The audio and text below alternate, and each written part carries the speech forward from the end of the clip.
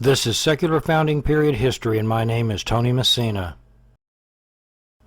And welcome to another presentation of America's Lost History and the Danbury Letters. The Danbury Letters. Here we learn of Jefferson's attempt to give a spin to the First Amendment by his response to the Danbury Association, by Tony Messina. Simply put, this collection of letters reveal, in detail, the behind-the-scenes effort Jefferson put into composing a response to a letter he received from the Danbury Association of Connecticut, in which they praised the president for his life work and his winning of the election against Adams. It's here we find his admission of wanting to use this event to put forward a particular spin to the First Amendment, which would indicate that this was meant to be seen and known by everyone eventually. So it's not a private letter in any way. The historical information contained herein, and worth talking about in more detail, is so vast that it will require me to also post a talk-through on this letter, wherein I will expound on details for clarity and enlightenment regarding the historicity of this event. The Danbury Letters. Number 1, letter the Danbury Association wrote to Jefferson. Number 2, rough draft response to the Danbury Association. Number 3, letter Jefferson wrote to Levi Lincoln on this matter. Number 4, Levi Lincoln response to Jefferson on this matter. Number 5, Gideon Granger comment to Jefferson on this matter. And number 6, final letter sent to the Danbury Association. Number 1, the Danbury Association wrote to Jefferson October 7, 1801.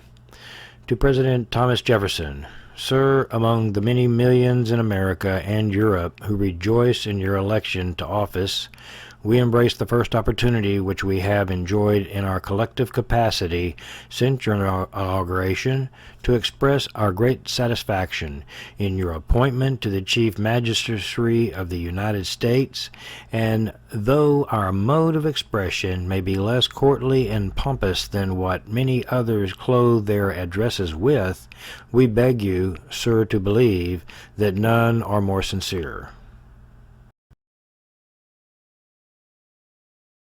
Our sentiments are uniformly on the side of religious liberty, that religion is at all times and places a matter between God and individuals, that no man ought to suffer in name, person, or effects on account of his religious opinions, that the legitimate power of civil government extends no further than to punish the man who works ill to his neighbor.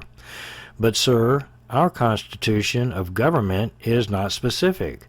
Our ancient charter, together with the laws made coincident therewith, were adopted on the basis of our government at the time of our Revolution, and such had been our laws and usages, and such still are.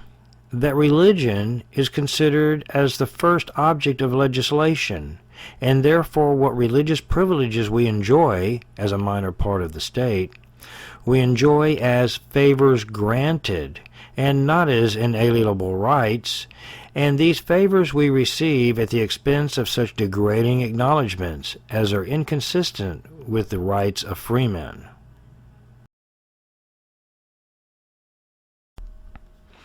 Sir, we are sensible that the President of the United States is not the legislator, and also sensible that the national government cannot destroy the laws of each state.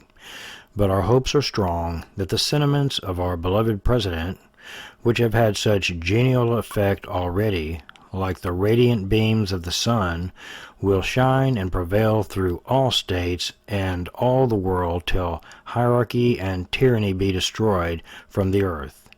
Sir, when we reflect on your past services and see the glow of philanthropy and goodwill shining forth in a course of more than 30 years, we have reason to believe that America's God has raised you up to fill the chair of state out of that goodwill which he bears to millions which you preside over. May God strengthen you for the arduous task which Providence and the voice of the people have called you to sustain, and support you in your administration against all the predetermined opposition of those who wish to raise to wealth and importance on the poverty and subjection of the people. And may the Lord preserve you safe from every evil and bring you at last to his heavenly kingdom through Jesus Christ, our glorious mediator. Number 2. Jefferson's rough draft response to the Danbury Association. To Messrs. Nehemiah Dodge and others, a committee of the Danbury Baptist Association in the state of Connecticut. Gentlemen, the affectionate sentiments of esteem and approbation which you are so good as to express towards me on behalf of the Danbury Baptist Association gives me the highest satisfaction. My duties dictate a faithful and zealous pursuit of the interest of my constituents, and in proportion as they are persuaded of my fidelity to those duties, the discharge of them becomes more and more pleasing. Believing with you that religion is a matter which lies solely between man and his God, that he owes account to none other for his faith or his worship, that the legislative powers of government reach actions only and not opinions, I contemplate with sincere reverence that act of the whole American people which declared that their legislature should make no law respecting an establishment of religion or prohibiting the free exercise thereof, thus building an eternal wall of separation between church and state.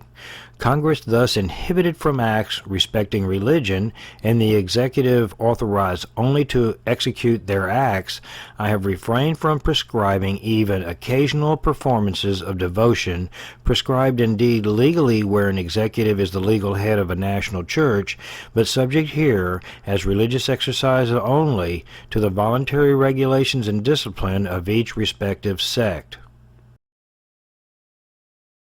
Adhering to this expression of the supreme will of the nation in behalf of the rights of conscience, I shall see with sincere satisfaction the progress of those sentiments which tend to restore to man all his natural rights, convinced he has no natural right in opposition to his social duties.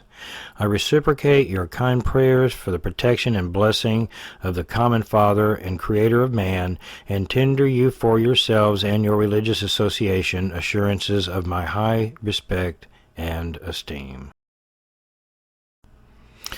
3. Jefferson to Levi Lincoln on the Danbury matter. To Mr. Lincoln, averse to receive addresses, yet unable to prevent them, I have generally endeavored to turn them to some account by making them the occasion, by way of answer, of sowing useful truths and principles among the people, which might germinate and become rooted among their political tenets. The Baptist address now enclosed admits of a condemnation of the alliance between church and state under the authority of the Constitution. It furnishes an occasion, too, which I have long wished to find, of saying why I do not proclaim fastings and thanksgivings as my predecessors did.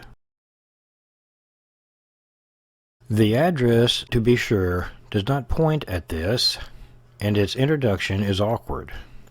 But I foresee no opportunity of doing it more pertinently. I know it will give great offense to the New England clergy, but the advocate for religious freedom is to expect neither peace nor forgiveness from them. Will you be so good as to examine the answer and suggest any alterations which might prevent an ill effect, or promote a good one among the people? You understand the temper of those in the North, and can weaken it therefore to their stomachs. It is at present seasoned for the Southern taste only. I would ask the favor of you to return it with the address in the course of the day or evening. Health and affection, January 1, 1802. Number 4. Levi Lincoln to Jefferson on the Danbury Letter. To the President of the United States, January 1, 1802. Sir, I have carefully considered the subject you did me the honor of submitting to my attention. The people of the 5 New England governments, unless Rhode Island is an exception, have always been in the habit of observing fasts and thanksgivings in performance of proclamations from their respective executives. This custom is venerable, being handed down from our ancestors. They regretted very much the late conduct of the legislature of Rhode Island on this subject. I think the religious sentiment expressed in your proposed answer of importance to be communicated, but that it would be best to have it so guarded as to be incapable of having it construed into an implied censure of the usages of any of the states. Perhaps the following alteration after the words, "but subject here," would be sufficient, viz., only the voluntary regulations and disciplines of each respective sect, as mere religious exercises, and to the particular situations, usages, and recommendations of the several states, in point of time and local circumstances, with the highest esteem and respect. Number 5. Granger comment concerning the Danbury letter. Granger presents his compliments to the President and assures him he has carefully and attentively pursued the enclosed address and answer. The answer will undoubtedly give great offense to the established clergy of New England, while it will delight the dissenters, as they are called. It is but a declaration of truths which are in fact felt by a great majority of New England and publicly acknowledged by near half of the people of Connecticut. It may, however, occasion a temporary spasm among the established religionists, yet his mind approves of it, because it will germinate among the people and in time fix their political tenets. He cannot therefore wish a sentence changed or a sentiment expressed equivocally. A more fortunate time can never be expected. Yours, Levi Lincoln. Number 6. Final letter sent to the Danbury Association. To Messrs. Nehemiah Dodge and others, a committee of the Danbury Baptist Association in the state of Connecticut. Gentlemen, the affectionate sentiments of esteem and approbation which you are so good as to express towards me on behalf of the Danbury Baptist Association gives me the highest satisfaction. My duties dictate a faithful and zealous pursuit of the interest of my constituents, and in proportion as they are persuaded of my fidelity to those duties, the discharge of them becomes more and more pleasing. Believing with you that religion is a matter which lies solely between man and his God, that he owes account to none other for his faith or his worship, that the legislative powers of government reach actions only and not opinions, I contemplate with sovereign reverence that act of the whole American people which declared that their legislature should make no law respecting an establishment of religion, or prohibiting the free exercise thereof, thus building a wall of separation between church and state. Adhering to this expression of the supreme will of the nation in behalf of the rights of conscience, I shall see with sincere satisfaction the progress of those sentiments which tend to restore to man all his natural rights, convinced he has no natural right in opposition to his social duties. I reciprocate your kind prayers for the protection and blessing of the common Father and Creator of man, and tender you for yourselves and your religious association assurances of my high respect and esteem.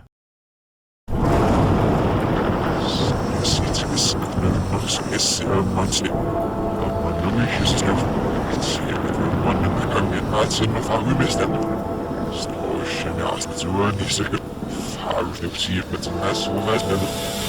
no.